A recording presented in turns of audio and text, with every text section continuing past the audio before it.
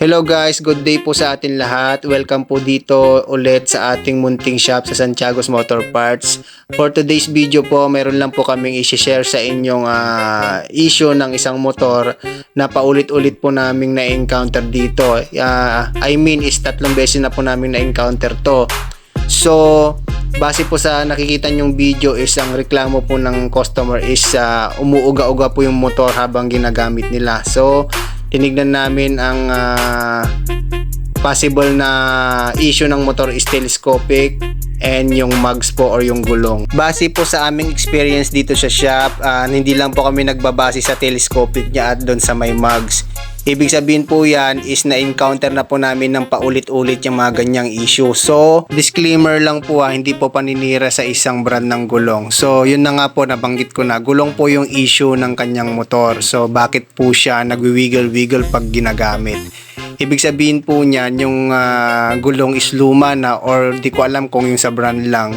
Ayaw ko na pong banggitin yung brand ng gulong pero katunog po yan ng isang sikat na langis din po na gawang Taiwan.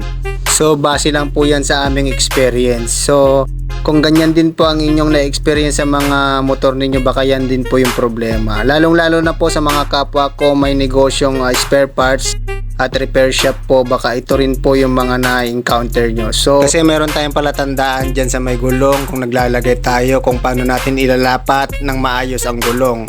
Yung linya po, yung line po doon sa may gilid ng gulong. Kung nakalinya po yan at nakalapat ng maayos sa may mugs, hindi po yan magwi-wiggle-wiggle. So, kung nakalapat po yan ng maayos at nagwi-wiggle-wiggle po siya, ang issue po niyan is yung gulong na mismo. Yan po yung aming na-experience at na-encounter dito sa aming shop. Lang po kayo kung pare-pares po tayo ng mga diagnosis or kikitang issue pag mga ganyang mga gulong or nagwi-wiggle-wiggle po ang ating mga motor. Ibig sabihin yan, magpalit ka na ng bagong gulong.